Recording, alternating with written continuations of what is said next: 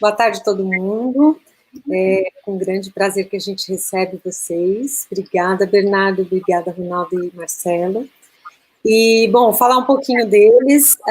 O Bernardo, vou fazer aquela coisa chata da mini-bio, tá?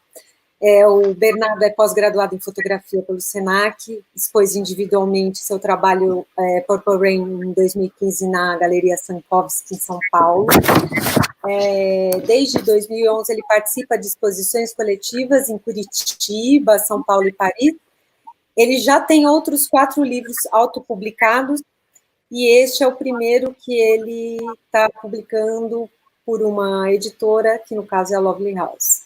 Muito honrados, viu, Bernardo? O Ronaldo, graduado em jornalismo pela PUC, mestre em multimeios pelo Instituto de Artes da Unicamp, doutor pela ECA USP, pós-doutor em multimeios pelo Instituto de Artes da Unicamp também. Atualmente ele é professor da FAAP e é autor do livro Diante da Sombra, pela editora Confraria do Vento. O Marcelo, nosso convidado também especial para falar e discutir com o Bernardo e com o Enkler sobre o livro.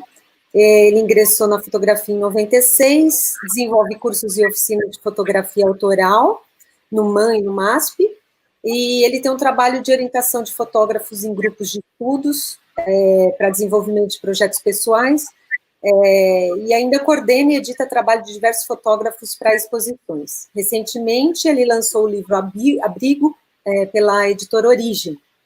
Também foi em época de pandemia, né, Marcelo?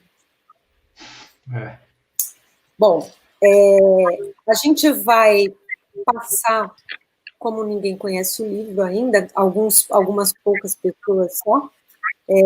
Esse livro, o Bernardo, ele apresentou uma primeira edição e foi selecionado para o IMS, para a mesa, o festival do IMS, Festival Azul. Depois daquilo, a gente se conversou e nós fizemos uma reedição desse livro.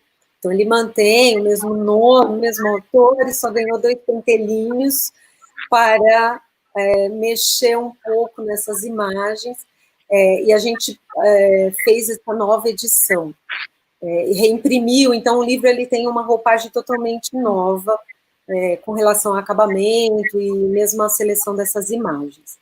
A gente vai mostrar aqui um pouquinho.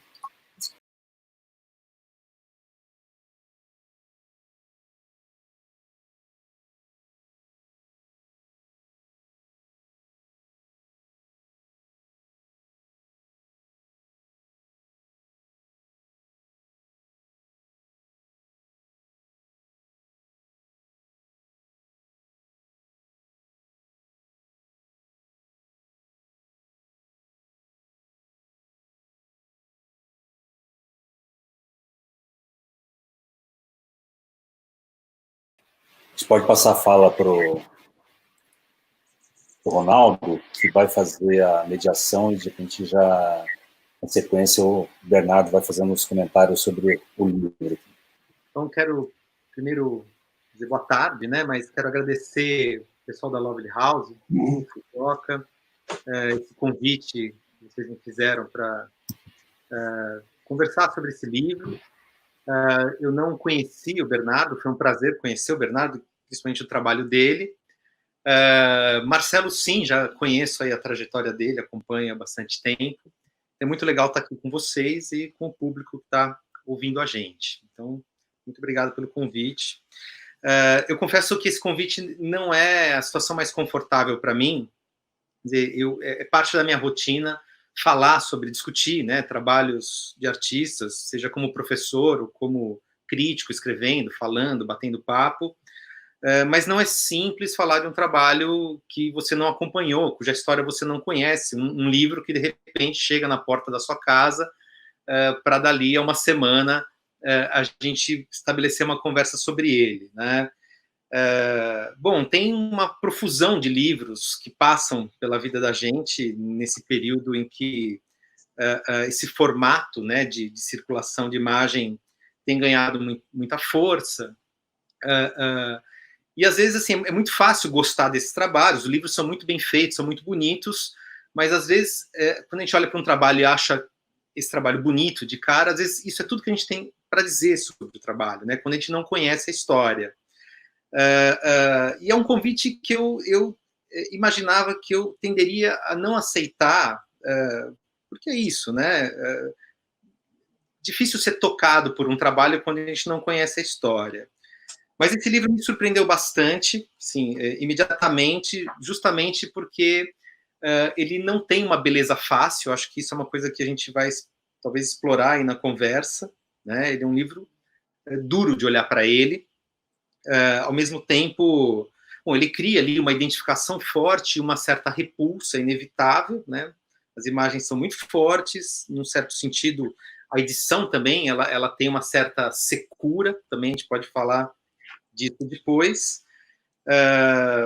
Mas sim, tem uma identificação porque a gente reconhece aqui um certo aspecto recalcado do nosso processo civilizatório, né? Quer dizer, principalmente quando se trata de pensar ou de falar de alimento, a comida é uma coisa prazerosa e bonita de se ver, pelo menos da maneira como a gente se relaciona com esse tema, né? Quer dizer, a gente tem ali de cara uma situação que é bastante estetizada e obviamente a gente não conhece o que está por trás disso. E não é simplesmente assim um trabalho que revela o bastidor, né? O que acontece para que um prato de comida chegue bonito na nossa mesa. Eu acho que esse trabalho ele metaforiza algo muito mais amplo, que é um certo aspecto violento que persiste, né? Um aspecto violento que persiste, mas ao mesmo tempo ele é recalcado, ele é obscuro, ele é renegado na nossa existência humana e civilizada, né? Então, a gente prefere elaborar no campo da cultura, da nossa convivência social, aquilo que é bem apresentável, aquilo que é estetizado, aquilo que, de alguma maneira, demonstra também a nossa superioridade como espécie com relação aos outros bichos, né? E esse trabalho, ele lembra a gente como a gente continua sendo um bicho bastante selvagem e violento, né? Então, assim, esse livro me perturbou bastante, né? Antes de gostar, antes de, assim, que trabalho lindo, né? É um trabalho muito perturbador, e eu acho que é por isso que ele persiste, é por isso que eu estou aqui também topando participar de um debate sobre um trabalho cuja história eu não acompanhei. Mas, assim, para a gente começar essa conversa, queria começar pelo começo, né? Perguntando para o Bernardo como surgiu esse projeto. Eu imagino que a gente tem aqui um tema, né, que é difícil nomear. Assim, o seu trabalho é sobre o que exatamente? É sobre o sangue, sobre o alimento, sobre esse aspecto selvagem da existência humana, sobre muita coisa. Mas eu imagino que a gente você não acordou um dia dizendo assim: eu quero fotografar essas coisas, né? Como muitas vezes pode ocorrer um tema, assim, né, de uma forma abstrata, como ideia. Então, eu suponho que tem uma história, essa história deve ser longa, né? Olhando as imagens, a gente percebe que você atravessou outros países, né? Apesar, sei lá, tem imagem com neve aqui, por exemplo, apesar de a gente ter descoberto recentemente pelo ministro da Saúde que o clima do Nordeste é muito influenciado pelo inverno da América do Norte, do hemisfério norte, enfim, a gente percebe que tem elementos aqui da paisagem que não são da nossa paisagem. Então, a gente percebe que você transitou o mundo e que esse trabalho ele tem uma certa extensão no tempo. Então, fala um pouco para a gente como é que isso começou, quando você entendeu que você tinha aí um trabalho, um tema que poderia virar um projeto fotográfico, eventualmente um livro, que duração, né, que extensão de tempo é essa? Boa tarde para todos. Realmente é um prazer estar aqui com figuras ilustres aqui que eu admiro bastante. E antes de começar, queria agradecer bastante a Lu e o Fujoca, que foram os amores, na finalização, porque no começo está o Marcelo ali, que acompanhou essa nossa história desde o comecinho mesmo. E um abraço para o Ronaldo, que eu conheci recentemente, mas a gente já há muito tempo ouve e admira. Bom, realmente essas imagens elas foram captadas durante muitos anos. Eu viajo um pouco e sempre eu escrevi em algum momento em que esses aromas, esses odores, essas cores, essa movimentação, esse ruído que acontece em volta de comida, de mercados, de abastecimento, sempre me chamaram a atenção. E eu fui guardando essas imagens. Alguns anos atrás, eu estava fazendo um bom projeto, que eu ainda não terminei, mas estou fazendo, sobre a caça dos javalis aqui no sul de Minas. E é uma comunidade pequena em que eles caçam esse javali por subsistência, parte por subsistência. E ali eu comecei a perceber que eles tratavam a alimentação e tratavam o que eles iam acabar ingerindo de uma maneira diferente do que a gente estava acostumado. Foi aí que me deu o clique de fazer um trabalho um pouco mais extenso. Também complementei com as imagens, mas eram muitas imagens que eu já tinha. Essa foi a história de como começou o Orexia. Me diz uma coisa ainda, Bernardo. Isso é uma coisa que talvez o Marcelo também possa comentar. Todas essas imagens que estão aqui são imagens que, em dado momento, você entendeu que elas já pertenciam a esse trabalho, porque, assim, tem um recorte que é muito claro, o trabalho tem uma coerência, mas ele tem, assim, em alguns momentos, uma dispersão muito sábia, né? É um trabalho sobre a caça de bichos. Bom, né? Sobre caça, sobre o tratamento, mas às vezes não, às vezes é sobre carcaças que estão perdidas, sobre textura de bichos que não necessariamente vão servir de alimento, personagens cujo diálogo com as outras imagens é muito sutil, às vezes um pouco pela forma, por um elemento muito pontual que aparece ali. Quer dizer, como é que essas imagens entraram no trabalho? Quer dizer, teve ali um processo de revisitar um arquivo mais amplo do que aquele que pertencia ao recorte desse trabalho? Sim, teve. Teve, porque quando você persegue uma ideia,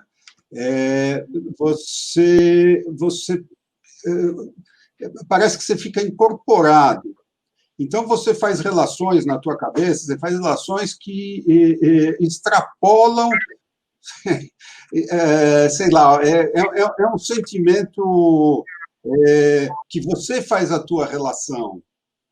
Tá? Você faz a tua relação, mas é sempre do ponto de vista aqui, eu acho que do ser humano é que está observando como é feito esse relacionamento, tá? Não do animal ou não da pessoa que vai comer. É isso que a gente vê. Por exemplo, essa imagem que a gente está vendo, é um cão lutando pela comida dele, pela subsistência dele. E o que talvez não seja diferente do ser humano, mas essa foi a relação que eu fiz no momento em que eu coloquei ela na edição. E Bernardo, assim, quando eu sou carnívoro, enfim, eu como carne, apesar de que a gente nem por isso se torna insensível à violência particular que a indústria da alimentação, a indústria da carne ou dos cosméticos, enfim, seja lá o que for, a perversidade dessa indústria com relação aos animais. Mas eu como carne. E eu confesso que, quando eu comecei a folhear o seu livro, eu fiquei pensando como ia ser a minha próxima refeição, como é que eu olharia para ela, né? E fiquei me perguntando naquele momento, isso é uma coisa que você já me respondeu, mas acho que vale a pena colocar para o público, né? Eu fiquei me perguntando se o seu trabalho, num primeiro momento ali, ele tinha um discurso, um juízo de valor com relação a essa violência. E o trabalho, eu também te adiantei isso, ele me pareceu que não. Em algum momento a gente percebe que você expõe, você não poupa o olhar da gente dessa violência, mas a gente percebe que não existe, em princípio, um juízo de valor, né? Mas tem coisas delicadas ali, né? Que é a violência contra o animal, que é a presença de armas, né? Enfim, é forte essa imagem de um sujeito com um revólver aqui, né? Na cintura. Enfim, você não está em momento algum ali lidando com esse tema, encaixando essa discussão em julgamentos de ordem moral, enfim. Fala um pouco sobre isso, né? Como é que a gente consegue, diante de um tema tão violento, chegar neutramente, ou se essa neutralidade não existe, ela é construída ao longo de um processo mais exaustivo, assim, mais trabalhoso? Essa é uma pergunta difícil de responder, Ronaldo. Realmente, eu não parti do princípio de fazer um julgamento. Tá? Não era essa a ideia de fazer uma proposta. Você sabe que quando você se senta de um lado para fazer alguma proposta, sempre tem o outro lado. Tá? Por exemplo, hoje eu posso te falar que a agricultura também é super violenta, contradizendo os vegetarianos. Eu também posso falar que ela acaba com os animais, que ela... Então, não era essa a ideia. De novo, o que me passou pela cabeça sempre foram relações que a gente ia construindo, que a gente ia, na hora da edição, a gente ia pensando numa maneira de fluir bem e de simplesmente ser uma vitrine do que acontece, de como as pessoas se relacionam com alimentação, como elas...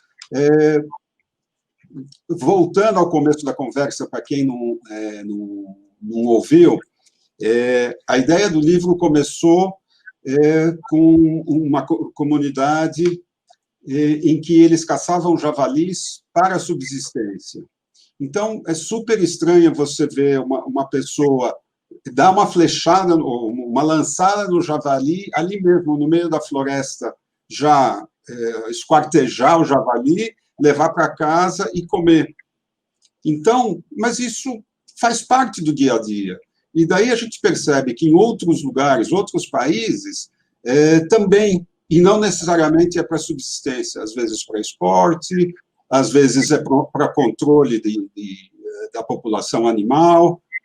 E na Ásia, por exemplo, eles vendem comida na calçada, no meio-fio, eles lavam na coisa do meio-fio. E é normal, e se aceita isso. Quer dizer, não é um juízo de valores, não seria um juízo de valores. Legal.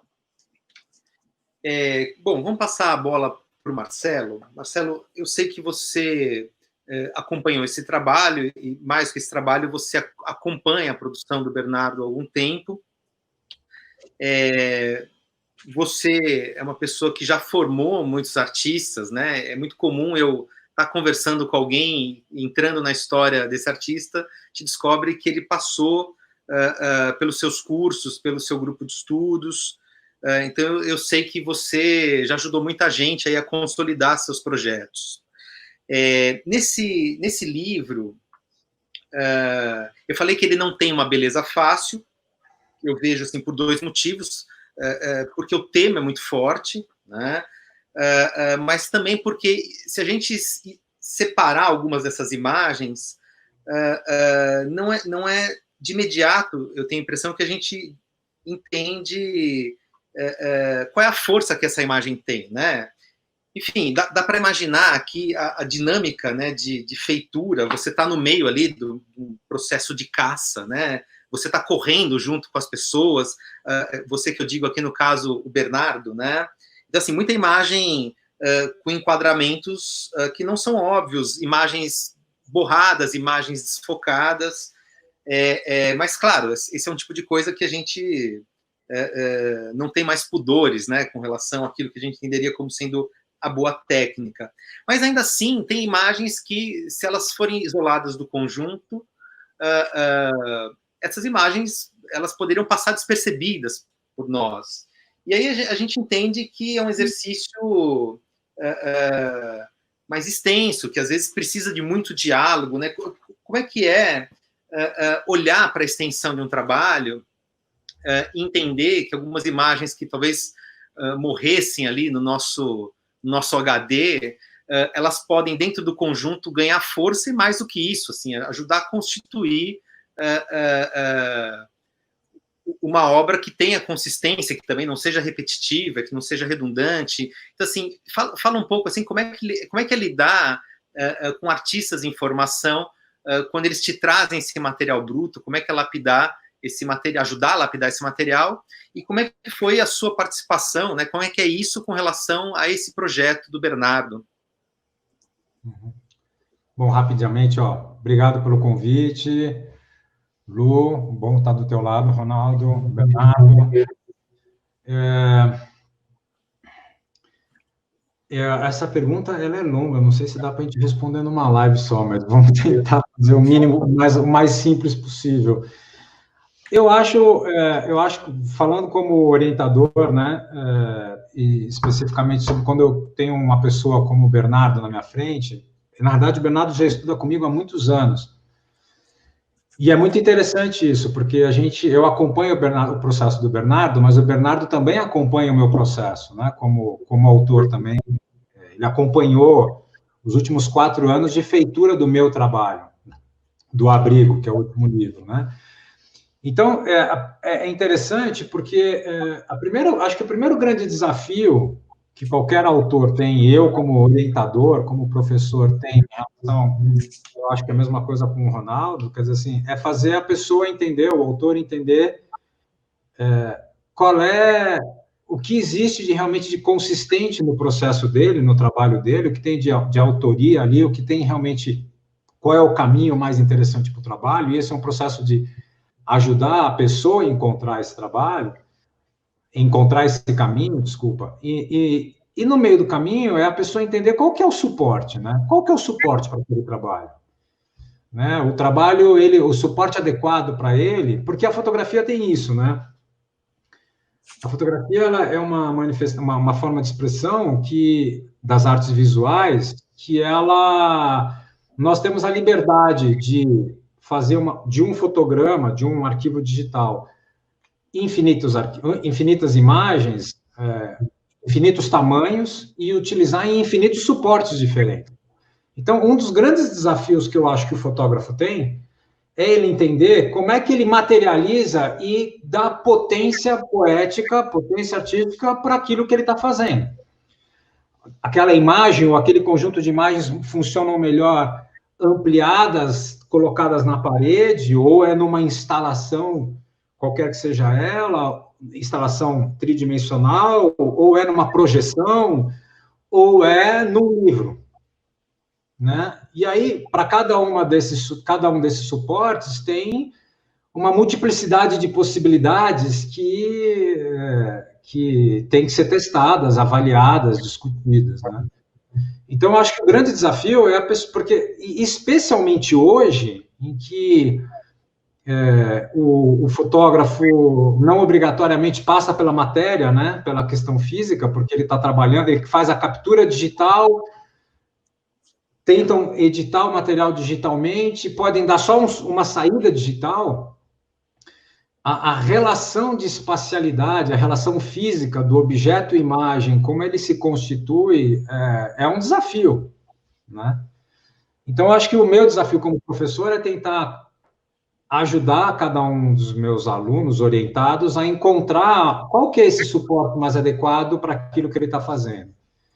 E no caso específico do trabalho do Bernardo, eu acho que na maioria absoluta dos trabalhos, ele já fez algumas exposições em que eu fiz o trabalho de orientação, e aí ele fez obras que foram diretamente para a parede, ele pensou diretamente no formato de parede, mas os últimos trabalhos que ele tem feito nos últimos anos, para mim, claramente, o formato mais adequado é o formato do livro, exatamente, entre outras coisas, porque o Bernardo ele tem uma abordagem de linguagem muito crua, né? É muito seco o trabalho dele. Não é só esse, os outros trabalhos. Ele tem feito um trabalho, por exemplo, que um dia, talvez valesse a pena todos vocês conhecerem, é um trabalho sobre Aparecida, que também é de uma crueza, de uma secura no trabalho, e essa secura, essa crueza, ela se explica e ela se potencializa, eu acho que no formato do livro. Porque na construção da narrativa visual que ele pode estabelecer num livro é que essa secura, essa crueza ganha uma potência poética maior, né? Eu acho que a função da arte não é levar a gente só para uma contemplação do belo, né? É provocar a gente, é fazer com que a gente se sinta, de alguma maneira, tendo uma experiência que nos remeta para algum campo que não seja o campo da contemplação pura, né? Então, eu acho que o Bernardo, nesse momento, pelo menos, os últimos trabalhos deles, todos têm sido bem característicos para esse suporte. Eu acho que eu respondi, né? Tem uma pergunta aqui no ar acontecendo, é isso? Eu preciso colocar óculos, que eu já não enxergo mais nada sem óculos. Um comentário, né? O Roberto Elizabetsky, ele diz, sou fã do olhar do Bernardo, aqui o tema comum me parece ser os excessos na agressão ao mundo animal. O mercado de Wuhan vem à mente, que é onde começou toda essa história que a gente vive agora. E o preço que pagamos por essa agressão. Legal, eu vou voltar um pouco para você, Bernardo, já, mas... Marcelo, eu queria só que você avançasse um pouquinho. Quando esse material chegou para você, ele já chegou assim como uma ideia de um projeto, né? O Bernardo chamou em algum momento e disse, olha, estou aqui com uma ideia de um trabalho sobre tal tema, ou essas imagens foram aparecendo mais lentamente até que, em algum momento, se desenhasse a perspectiva de que havia ali um projeto a ser construído, né? Como é que isso cruzou o seu caminho? Já como uma ideia de um projeto, ou isso ainda estava muito disperso? Não, o trabalho do Bernardo começou, como o Bernardo disse, com a questão lá no sul de Minas, que ele estava acompanhando uma caça. E começaram a aparecer imagens desse trabalho, que já tinham a busca por esse negócio, mas por esse caminho que tem esse livro. E aí, a partir daí, a partir de conversas e discussões que a gente vai tendo dentro do grupo, em algum momento ele começou a trazer essas imagens que são de viagens inclusive para os Estados Unidos, que ele já fez há muitos anos atrás. Me corrija, estou certo, né, Bernardo? Certo, perfeito. E aí essas imagens começaram a aparecer, e aí eu comecei a falar, bom, mas isso tem tudo a ver com a caça de javali, né? Aí, em 2018, eu levei um grupo para fazer uma residência na França, fazer uma residência com o Pierre Devin. E o Bernardo, o Pierre, na época, lançou algumas questões. E uma das questões é a caça de javali que tem naquela região da França. E a caça do javali, ela tem uma característica nessa região da França específica. Primeiro é por um controle de praga mesmo, porque o javali virou uma praga naquela região. Mas ela é feita, essencialmente, por pessoas que são da Frente Nacional francesa, que é a extrema-direita francesa. E o Pierre chegou um dia para mim e falou assim, eu falei para o Pierre, não, isso aqui é trabalho para o Bernardo. Eu vou lançar para o Bernardo. E ele falou, putz, eu quero ver como é que vai ser para uma pessoa que é judia, judia que não fala francês direito, entrar no meio do grupo de nacionalistas para fazer fotografia da caça do javali. E aí, eu estou contando essa história porque, na realidade, a fluência, a facilidade com que o Bernardo conseguiu entrar e virou amigo das pessoas, mostrou claramente, e no livro tem uma foto que é absurda, porque ele conseguiu captar exatamente a hora em que a bala fura o corpo do javali. Essa imagem é fácil lembrar dela.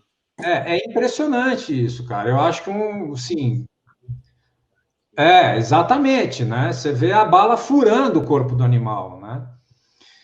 Então, ali, eu acho que naquele momento, salvo eu esteja enganado, acho que naquele momento se sedimentou muito claro que o Bernardo tinha um trabalho que era muito maior do que o sul de Minas, que era maior que a residência que ele fez na França, que tinha a ver com essa questão, né? A questão da relação do homem com os animais, né?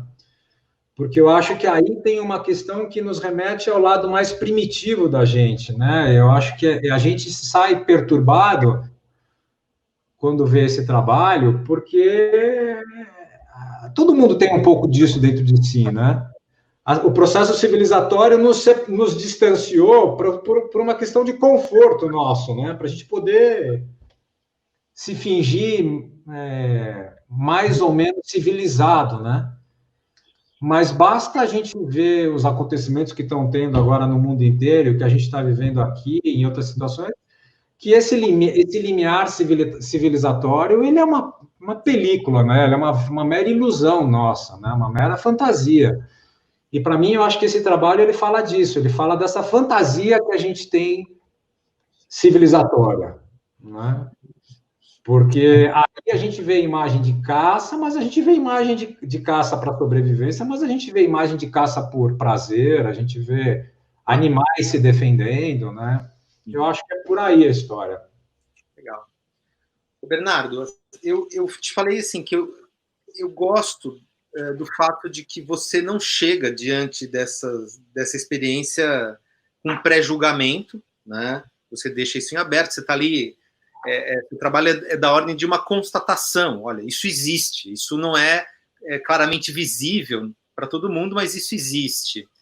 É um pouco o olhar assim de um antropólogo, né? Que tem que ali chegar diante de uma comunidade que não é a sua, né? De um país, de uma cultura que não é aquela com a qual você está habituado, e tentar entender a lógica interna das coisas, por mais que tenham coisas ali que sejam discutíveis quando deslocados da sua perspectiva original. Então, assim, acho interessante esse espírito de constatação que deixa para o público fazer os seus julgamentos. Agora, você já enfrentou, já percebeu, você já se defrontou com histórias de resistências ao seu trabalho, seja pela questão mais evidente, que é a violência contra o animal, a quantidade de sangue que está no seu projeto, né? O sangue e a cor vermelha, para além do sangue, né? O vermelho é uma espécie de fio condutor desse livro, e não só, porque a gente esbarra em questões que estão muito em pauta, como, por exemplo, legalização das armas, né? Quer dizer, quando a gente abre o jornal e vê lá uma defesa da liberação das armas, de alguma maneira a justificativa está aqui em coisas que você fotografou, né? Claro que a gente sabe que o estrago pode ser muito maior do que a caça, né? A caça legalizada. A gente morre de medo de imaginar que as pessoas podem comprar armas com uma certa facilidade, mas o argumento, muitas vezes, que está na base dessa discussão sobre a liberação das armas é a caça esportiva e outros esportes que podem envolver armas, enfim, outros usos recreativos, né?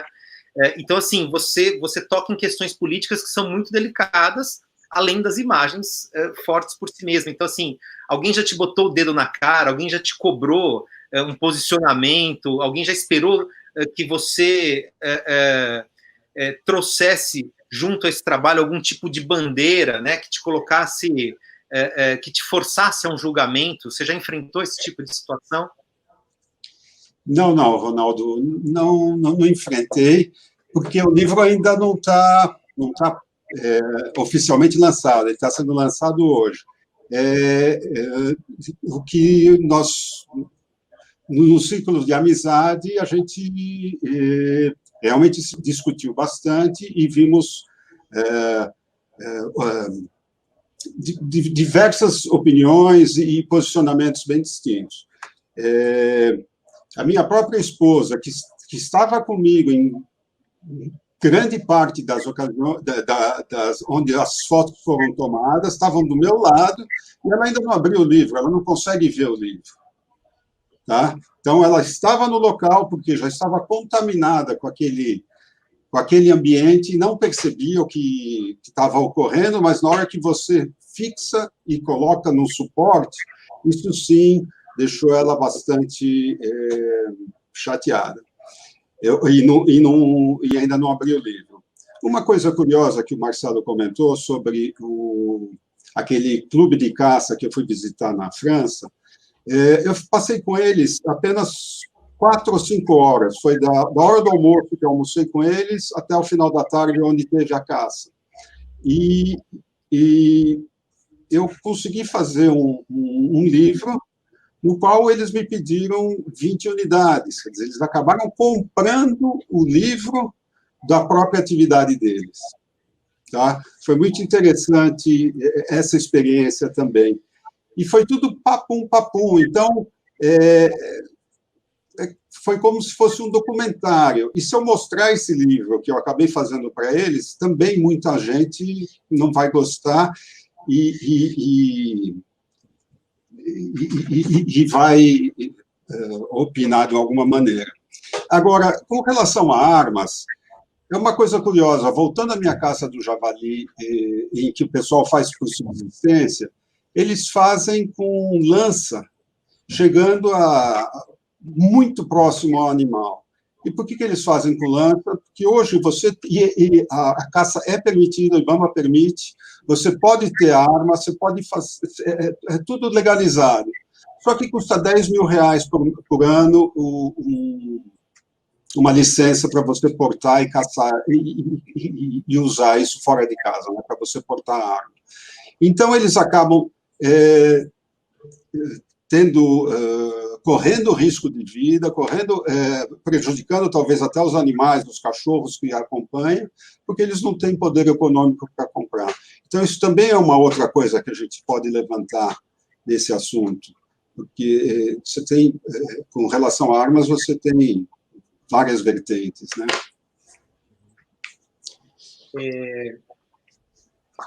Uma coisa que o texto aqui de apresentação do trabalho ele destaca, né, é a presença do cachorro, né, ao longo de todo o livro. O cachorro ele é um personagem importante. Isso não alivia o trabalho da sua dureza, porque o cachorro, ao contrário do que a gente está acostumado, ele não está aqui na sua versão mais fofa, né? Ele está na sua versão menos humanizada também, né? Não é o melhor, ou na prática, sim, no final das contas, eventualmente o cachorro está aqui engajado no projeto de alguém que vai sobreviver daquilo que está caçando. Mas, em princípio, não é o estereótipo do melhor amigo do homem que a gente tem aqui no livro.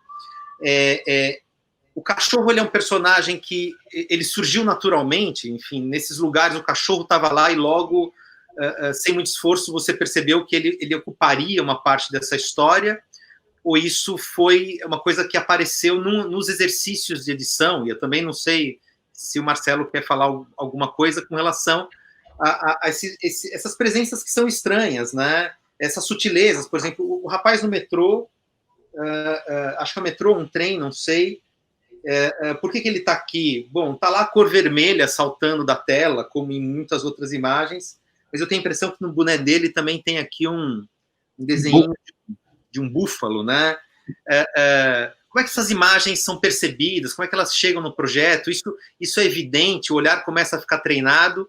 Ou é justamente nesse exercício de diálogo com os interlocutores que você tem que o trabalho vai se costurando dessa forma?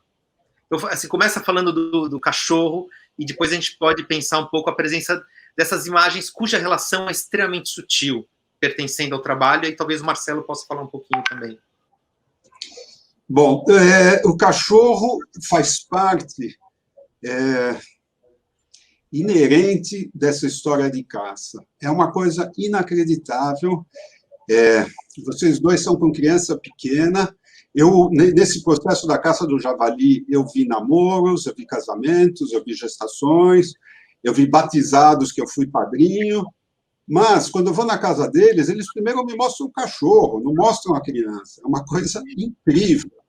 Eles carregam no bornal deles remédios, vacinas, caso o animal seja atingido pelo javali.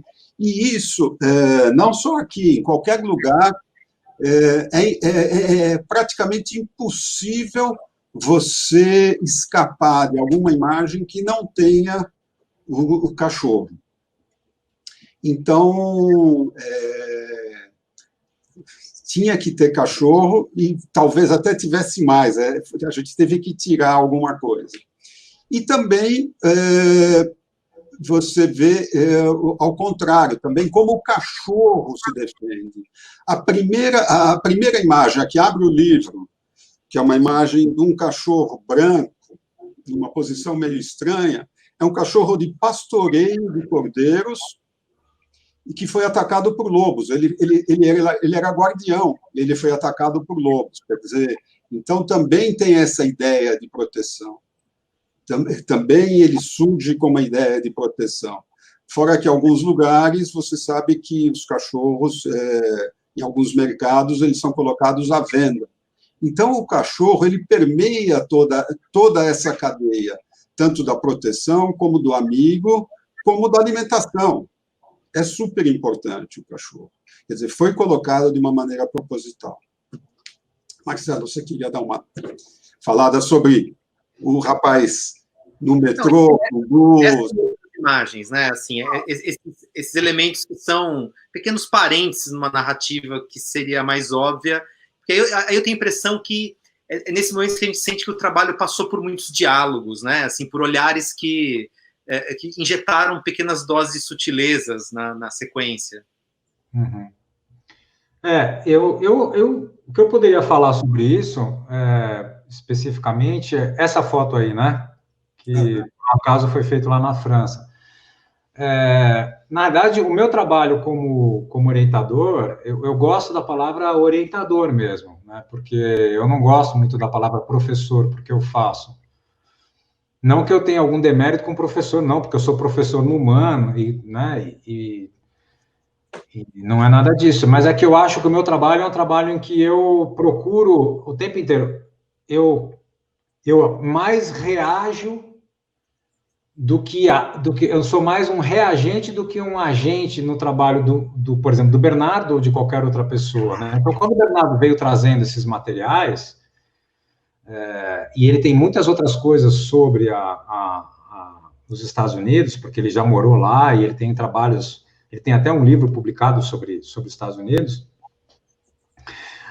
O que eu vou fazendo, eu vou apontando e coisas que eu vou olhando, que eu vou percebendo, e eu vou tentando mostrar para ele, mas olha, isso aqui pode funcionar, olha, veja isso. Mas a edição mesmo, o caminho de construção do trabalho é sempre do autor. No caso aqui, a gente estava falando do Bernardo. Então, a edição que ele chegou comigo antes de ir para a Lovely House foi uma edição que ele decidiu. E eu só apontava, e o grupo que tá junto com ele vai apontando como a gente recebe o trabalho e como a gente reage para o trabalho, né? Eu confesso que eu não lembro, sinceramente, dessa imagem eu não lembrava, antes de ver o livro, de ter visto na edição dele essa imagem especificamente do cara com o boné na cabeça no metrô, eu acho, né? Não sei se é no metrô, mas em algum lugar assim. Eu não lembro de ter passado na nossa edição. Então, eu não consigo falar especificamente o que aconteceu nesse momento específico, mas eu acho que ela funciona super bem. Eu acho que ela tem uma qualidade de, como você falou em algum momento, dar uma válvula de escape, mas essa válvula de escape, na verdade, nessa edição aí, para mim, ela me confronta com aquilo, você está aqui nesse mundo civilizado, com o celular na mão, boné, não sei o quê, mas está acontecendo tudo isso aqui, né? Tem todo esse lado aqui, né? Ele está mostrando agora, né? Está com o celular na mão e um copo aqueles famosos copos de café americano, né, de suco que o americano gosta de tomar no plástico e sair andando, e que chama a atenção para mim exatamente isso, né, de uma sociedade que a gente imagina, se você olhasse somente essa imagem, cidade, metrô, civilização, espaço urbano, não sei o que, parará, mas para tudo isso existir, tem toda essa crueza, né, desse lado. E quantas vezes essas figuras também são figuras absolutamente, como dizer... Quantas vezes que a gente não se encontra com uma pessoa na rua que dá muito mais medo do que um animal solto, né? Tem algumas pessoas, especialmente no Brasil de hoje, que se eu encontrasse na rua, eu teria mais medo do que me encontrar com um javali de frente. Né? Então, eu acho que tem esse lado, esse jogo o tempo inteiro de uma pseudo-civilização e uma selvageria na nossa forma de viver, que eu acho que essa pulsão que o trabalho faz é interessante, mas eu não conseguiria dizer especificamente como é que ela chegou aí no trabalho, porque eu realmente não lembro dela. Marcelo, como é que você enxerga o lugar da fotografia documental num espectro mais amplo de uma fotografia contemporânea que se permite todo tipo de experimentação, né? Certamente essa fotografia documental ela não é a mesma fotografia documental que a gente conheceu ao longo da história, né? Mas também esses diálogos eles podem existir com certas tradições. Eu acho que a gente viveu um certo momento assim muito estranho em que a gente tentou definir a fotografia contemporânea como uma fotografia avessa à experiência documental. Se esperava que a fotografia ela se construísse muito dentro do ateliê, dentro dos laboratórios, né? Mas, ao contrário, a gente percebe que hoje a fotografia documental ela mantém a sua força e ela aprendeu também a absorver todas as liberdades que a arte contemporânea nos permitiu nessas últimas décadas. Então, você que enxerga a coisa de um modo mais amplo, como que você entende a presença do documento, assim, né? da reportagem, do ensaio que está comprometido com fatos que existem fora da cabeça ou do ateliê do artista? Fala rapidamente para a gente. Eu acho que... Nossa, essa pergunta é tão interessante, meu, e talvez ela merecesse realmente uma elaboração maior, assim, porque eu acho que, primeiro, Ronaldo, a sensação que eu tenho é que existe um grande equívoco de que fotografia documental, ela não é uma manifestação artística. Né? Porque, na verdade, o que é uma manifestação artística? Não sou eu dizendo, o que eu faço é obra de arte, que vai dizer que aquilo é obra de arte. A obra de arte, ela se torna obra de arte quando você tem um contexto que está muito longe do tempo presente, do tempo em que a gente faz as coisas, e constitui aquilo como um valor artístico, né? Então, não sou eu dizendo, eu estou aqui fazendo arte, que aquilo que eu faço é arte. Eu não acredito nisso. Eu acho que é por um outro caminho.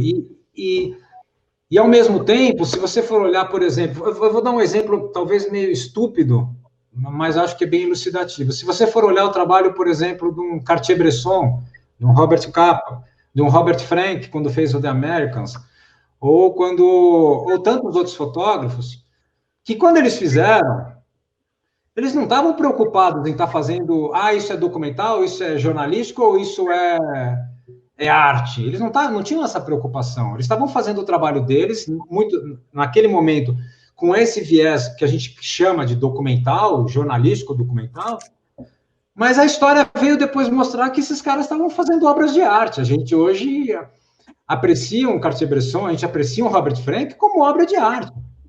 São verdadeiras obras de arte. O que eles deixaram para nós são obras de arte, que tinham uma função naquele momento jornalística, documental, mas com o tempo elas ganharam esse caráter artístico, né? Então, de novo, não é a gente dizendo que a gente dizendo que é arte que o meu trabalho vai ser artístico. Eu acho essa tentativa de deslocamento uma bobagem. E, por outro lado, invertendo o papel, né? Eu acho que todo trabalho artístico, quando verdadeiro é porque ele consegue sobreviver à própria existência do artista, né? E continua comunicando, continua construindo experiências nos outros deslocado do seu tempo, ele ganha um caráter documental. Ele ganha um caráter de documento, de memória de uma época, né? Dá um outro exemplo também meio simples. Quando a gente pensa na guerra civil espanhola, a primeira coisa que me vem na cabeça é Guernica, né? Então, a obra de arte, quando ela é uma obra de arte de fato, não é aquela simplesmente uma obra qualquer que se perde no tempo, ela ganha um caráter de época, porque ela explica de alguma maneira, ela coloca de alguma maneira as questões socioculturais daquela época, né? Então, quando a gente estuda história da arte, o que a gente está fazendo é rememorar, né? Rever a história de uma certa época através da visão desses artistas. Então, eu não acredito muito nessas divisões no sentido de... Porque eu acho que a fotografia que você cita, fotografia documental, fotografia jornalística, em um certo momento ela ganhou um caráter meio pejorativo, o que é extremamente injusto e incorreto. Não tem sentido fazer isso. A gente não sabe, eu não sei se o que eu estou fazendo hoje, em algum momento lá na frente, vai ter algum valor ou não, né? O que o Bernardo fez, a gente não sabe, não existe isso, mas eu tenho certeza que aquilo que ficar do momento de hoje, do século XXI, agora, nessas décadas do século XXI, o que ficar, quer seja fotografia documental, ou título de jargão, né, jornalístico documental, ou essa pseudo-fotografia de arte contemporânea, tudo isso, o que realmente ficar, vai ter o caráter de documento do nosso momento. Então, eu não gosto muito dessas divisões, porque parece que as pessoas tentam se descolar de uma coisa, porque aquilo é menor, entendeu? E eu não acho que é menor, eu acho que é tão interessante, tão potente quanto. Legal. É isso, acho que eu respondi, né?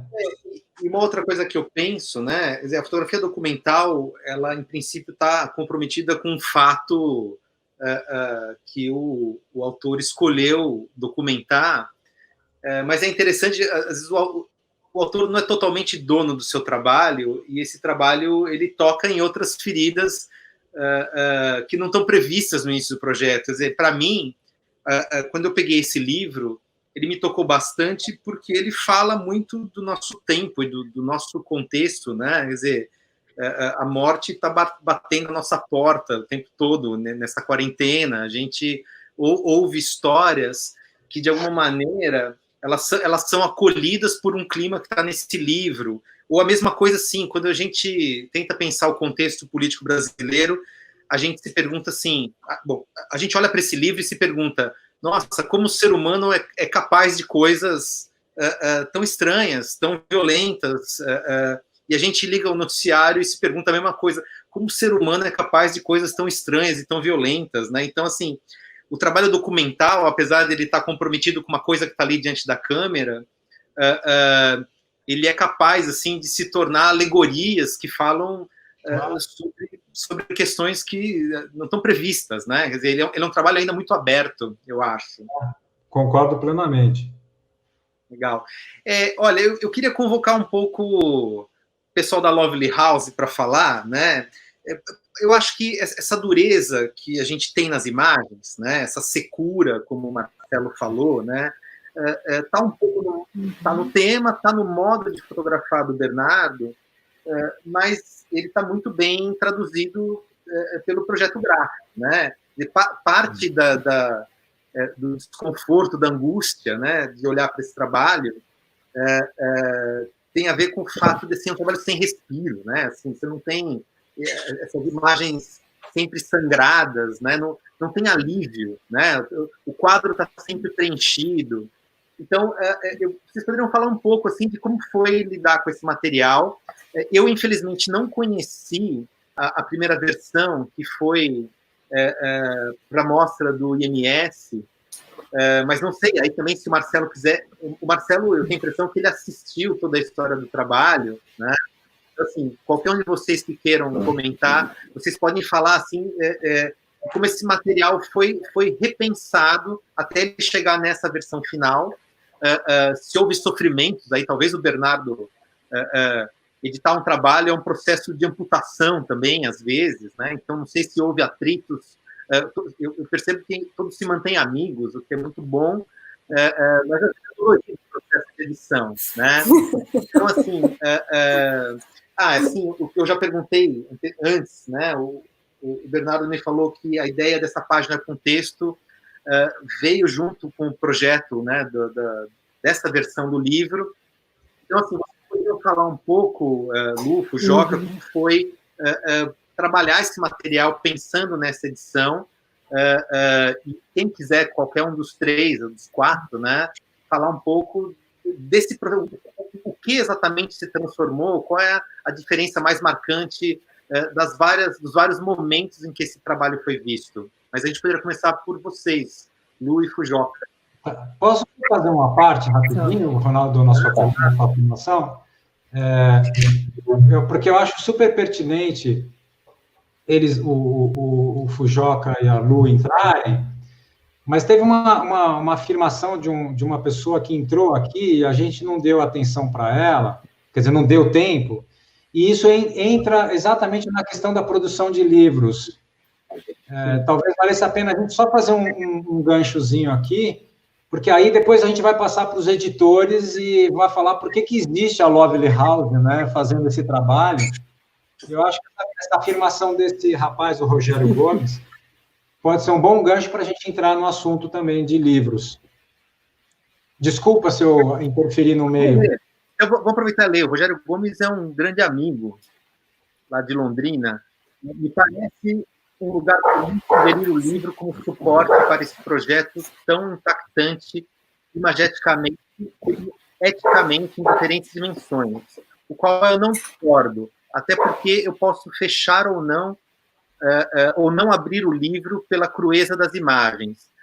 Aí, não sei se aqui é uma pergunta, Bernardo... não, é uma afirmação. Bernardo chegou a pensar numa instalação, me parece que seria de uma potência sensorial incrível. Então, acho que é uma pergunta, né, Bernardo? Talvez, será que você chegou a pensar numa instalação? Porque o Rogério sugere que isso teria uma potência sensorial incrível. A força das imagens é inegável. Bom, se quer começar, então, Bernardo, para a gente não perder aqui, eu não estava atento ao comentário aqui que estava na tela. Você já imaginou esse trabalho existindo também para além do formato livro? E como o Rogério sugere, assim, talvez na possibilidade de uma instalação? Não cheguei a pensar, mas a ideia é sensacional, porque quando a gente sai para fotografar à noite, já é uma instalação, já é uma coisa tão sensacional, tão fora do mundo, que realmente dá para fazer uma instalação espetacular. É um caminho que a gente pode começar a pensar em fazer. Como suporte também para... Né? Legal. O Rogério tem razão, quer dizer, o livro ele tem uma relação com o corpo que é muito própria, né? A aproximação é mais delicada, lenta, você pode desistir no meio do caminho, você pode dar esse processo o tempo que você quiser. Eu entendo quando ele pensa numa instalação, porque às vezes a instalação ela é uma espécie de armadilha, né? Quando você se vê, você está dentro dela e é inevitável tudo bem, você pode fechar o olho, virar as costas e ir embora, mas é um outro tipo de ergonomia, de relação com o corpo e com o olhar. Mas então, o Rogério é um grande artista, professor, orientador, de muita gente boa também.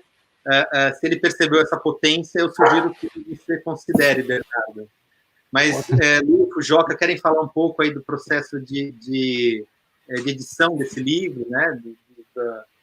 Todos os processos que envolvem a produção de um livro? Essencial. Bom, quando o Bernardo chegou para a gente com material, ele chegou com alguns, o Bernardo ele produz muito, né? A gente também se conhece há pouco tempo, ele é um frequentador lá da Lovely, nas nossas conversas, e aí a gente começou esse namoro, ele apareceu com alguns projetos que ele já tinha bem encaminhados, né? E eu lembro quando ele colocou na mesa, ele falou, você quer o mais forte ou, né, o menos forte? Eu falei, não, vamos começar pelo mais forte, porque eu gosto de coisas fortes. E aí, a hora que eu abri, né, eu falei, uau, é forte mesmo. Eu sou uma pessoa que não come carne vermelha. E aí, na hora que eu vi, eu fiquei instigadíssima pelo projeto. Ele me apresentou já numa versão em formato de livro, não foram as imagens soltas, então ele já tinha feito aquela edição primeira, né? Imprimiu alguns livros. E o que eu senti é que, assim, o livro podia falar muito mais, ele podia externar, daí entra o nosso papel de projetista gráfico ali, né, de designer, ele podia externar mais, com mais potência, o que ele estava tentando dizer com tudo aquilo. Então, assim, da primeira edição para essa segunda, a gente resumiu um pouco, a gente limpou algumas distrações que, conversando com o Bernardo, ele concordou, e foi um trabalho razoavelmente tranquilo, porque teve coisa que ele me pediu para voltar e que realmente eu concordei. A gente mexeu muito, eu e o Fujioka, a gente fez diversas versões e muitas vezes a gente chegou, principalmente, por exemplo, na primeira metade do livro, muitas vezes a gente voltou com o que o Bernardo já tinha feito. A gente realmente mexeu muito mais na segunda metade, que era isso. Tinham muitas imagens na mesma página, e eu comecei a achar que aquilo distraía, né, e tirava a potência. Então, essa coisa de trazer essa imagem em primeiro plano, página todas sangradas na página, foi com a intenção dessa carga de dureza, de não sutileza que elas têm. Então, aí a gente, acredito que a gente realmente tenha, quando você coloca essa imagem na cara da pessoa, e sem nenhum respiro, e o livro inteiro ele não tem respiro, então ele não tem, realmente, ele não tem parada, né? Você chega quase que sem ar, sem fôlego no final, né? No final a gente põe uma dupla preta para dar aquele descanso, e aí depois vem com a parte de créditos e um texto que vai tentar te colocar um pouquinho uma visão desse universo. E a poesia do Augusto dos Anjos foi uma coisa que me veio na cabeça assim que eu vi o livro. Eu falei, nossa, isso aqui é muito Augusto dos Anjos, porque ele fala de um jeito cru e muito, enfim, seco mesmo, como vocês disseram, de uma coisa que você está vendo, ela está posta, e isso eu comentei com o Bernardo, eu falei, olha, tudo está posto aqui, né? E você não, você está como um espectador sem essa carga de dizer se de fazer qualquer tipo de crítica, ou é uma coisa, ele coloca as imagens de uma forma tão natural que você fala, uau, isso existe e existe dessa forma, sem colocar nenhum tipo de conceito ou preconceito na hora de se olhar. É óbvio que as imagens são fortíssimas e tem todas as vertentes que vocês já colocaram, de ele poder ser questionado, o livro está indo para o mundo agora e provavelmente ele vai ter questionamentos diversos aí com relação a veganos ou com relação... Mas, assim, eu acho que o assunto é tão amplo e a forma que ele colocou, eu acho que ela expande para várias discussões. Ela não... A imagem não... Ela não passa dos seus limites ali. Eu acho que ela fica num lugar de te colocar questões e aí você se resolve com essas questões. E não a imagem ela não vai, ela dá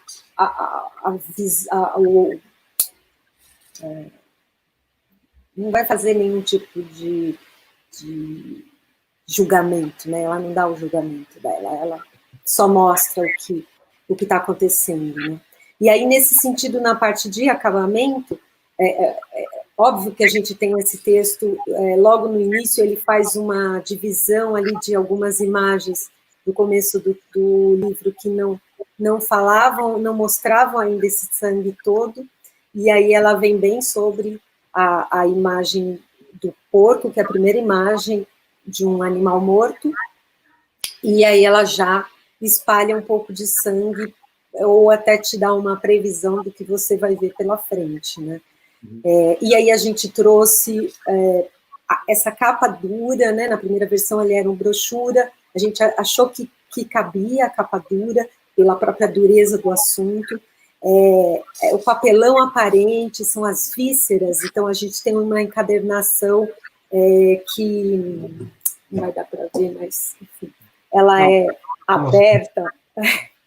Então isso é como que a costura aparente, o papelão aparente é um pouco dessa coisa do animal esfacelado ali, que você vê tudo, né? Ele está ali e você vê um pouco de tudo isso. Eu só queria colocar algumas questões, né? Que o Ronaldo não viu a primeira versão, seria na verdade, uma pena a gente não ter te mostrado antes, mas o que nós fizemos, né, como você falou, enxugou um pouco mais para tirar um pouco de distrações que a gente achava que tinha no livro, mas tirar essas imagens parece assim, que é um exercício muito mais complexo do que quando você tem que acrescentar uma foto. Então foi bem árduo, assim, ir tirando algumas imagens, né? E a partir do momento que o livro já estava pronto, editado, já estava tudo ok, a Luciana Bernardo pensava em inserir esse texto do Augusto dos Anjos, e aí foi mais uns 3 dias ali pensando como que a gente vai colocar esse texto, porque a gente não queria simplesmente colocar ele na última página, na primeira página, como um texto, sei lá, branco no fundo preto, né, impresso num papel, só o texto. Então foi uma discussão, uma questão que não vem, né, para quem edita livro ou para quem está editando, as coisas que parecem assim, que passam rápidas, mas que chegam, levam um tempo e é árduo para se chegar numa determinada decisão, né, mesmo que seja a inserção de um pequeno texto no meio do livro, né. Mas aí nós trabalhamos e a gente foi, depois que o Bernardo apresentou o projeto, a gente trabalhou e depois apresentou para ele, e aí foram tendo essas conversas e ele apontando algumas questões que ele concordava ou não, bom, e saiu o livro. No meio da pandemia. Fala, Marcelo. Só para completar, porque eu queria voltar um pouquinho rapidamente, tudo que porque a Luz não falou de uma coisa que eu acho super importante, que tem a ver com a pergunta a afirmação do Rogério, o nome dele, não é isso? Rogério Gomes. Rogério Gomes. Ele tem um formato de livro que é para ser visto à distância de meio braço. Ele não é um livro grande para colocar em cima da mesa. E aí eu acho que essa violência do trabalho fica muito mais evidente por causa disso, porque você vai abrir um livro que tem uma foto de cachorro na capa, olhando para a gente de um jeito meio sério, né? Mas na hora que a gente abre, vê logo depois a outra foto, e na hora que a gente chega na parte onde tem as vísceras dos bichos, não sei o quê, pô, é um choque ver isso nessa distância. É um choque ver isso nessa distância. Então, eu discordo do Rogério, eu não acho que é um lugar comum pensar num livro nesse formato, desse jeito, com esse tema, eu não acho que é lugar comum. Apesar de eu achar super interessante a ideia da instalação. Acho super interessante a ideia da instalação. Seria uma experiência com dimensões, com estruturas totalmente distintas. Mas esse projetinho de livro assim, em que você, a partir do momento que você tem na sua casa, para você se livrar dele, você tem que dar o livro para alguém ou jogar fora, porque não tem como você se livrar disso depois que você tem ele na mão, guardado na tua estante, é totalmente diferente de uma instalação, né? A instalação, como o Ronaldo disse, você entra, fica se quer ou não. O livro, depois que está com você, nesse formato que você abriu, você nunca mais esquece do que tem aqui dentro. Não tem como esquecer. E ele fica lá na tua estante, lembrando para você o tempo inteiro que essa história está lá latente para você olhar e entrar em contato de novo. A perpetuação de um trabalho no formato de livro é uma questão absolutamente distinta do que eu acho que é uma instalação. Apesar de eu concordar plenamente que a instalação seria também uma coisa que o Bernardo deveria pensar. Mas é chocante pegar um livro desse nessa distância que você espera ter uma relação íntima com as coisas, e a relação íntima que você vai ter é com tripas e coisas assim, né? Eu acho bem provocador isso, eu não acho lugar comum, não. Você falou de quando esse livro está lá, enfim, ele não vai te escapar, né? E é muito o que acontece, foi um livro que eu até mostrei para o Bernardo, do Antônio D'Agata, que é o Oscurana, que a gente tem, agora acho que acabou, mas a gente tinha, eles fizeram, foram 6 editoras da América Latina, a mexicana, né?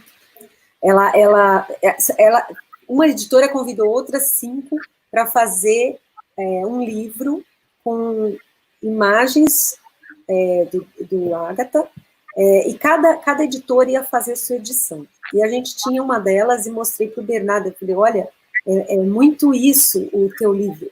E foi incrível, porque é um livro também completamente violento, porque são imagens bem chocantes, e então ele com certeza foi uma fonte de inspiração nossa, porque é um livro que ele é cru, denso, são imagens bem fortes, e ele tem esse formato também, muito pequeno, que te deixa muito próximo, né?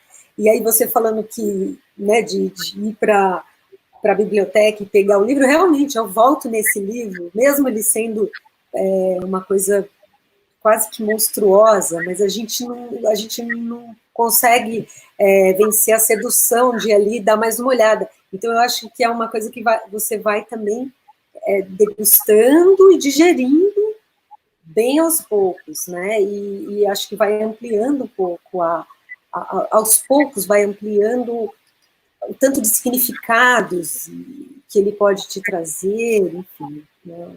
É uma relação semiótica em doses bem pequenas, assim. Certamente o livro não passa despercebido. Eu acho o livro, não sei se é esse o sentido que o Rogério Gomes deu para a expressão lugar comum, mas assim, muita gente faz livro, muita gente pensa, já começa pensando o seu projeto como livro. Acho saudável, sim, essa profusão de livros de fotografia ou fotolivros, porque o livro ele se presta a uma cultura de consumo, isso sem nenhum preconceito, né?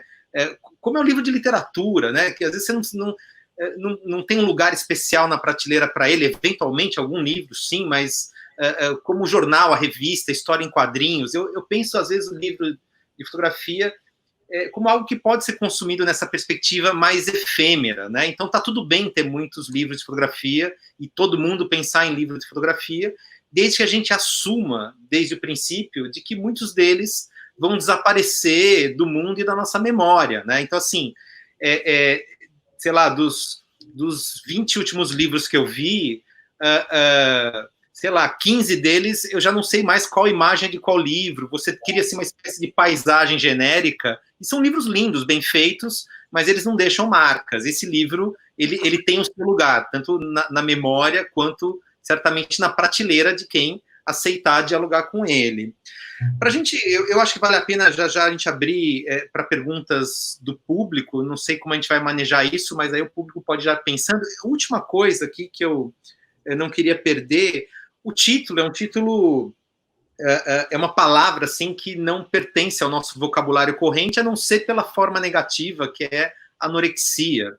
Então, a primeira coisa que eu queria te perguntar, Bernardo, orexia ou orexia? Como é que essa sonoridade se efetiva aí para você? E como é que você... Bom, a palavra, por acaso, eu conhecia de leituras de textos arcaicos, né? Uma palavra que quer dizer apetite, e nos textos em que eu encontrei esse termo, apetite num sentido metafórico também, apetite sexual, desejos de ordem várias, mas, em princípio, apetite de alimento mesmo. mas essa palavra não existe, nem sei se está no nosso dicionário dessa forma.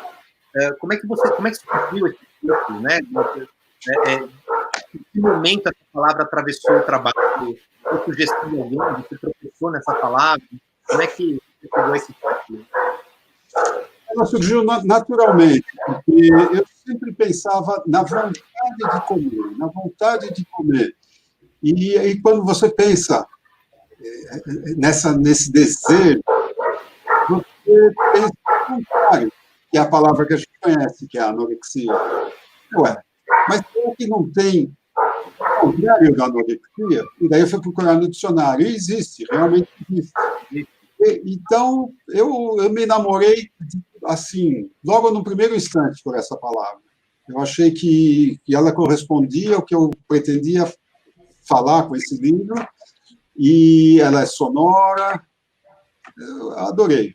Eu realmente achei bacana. Legal. Foi tranquilo esse processo.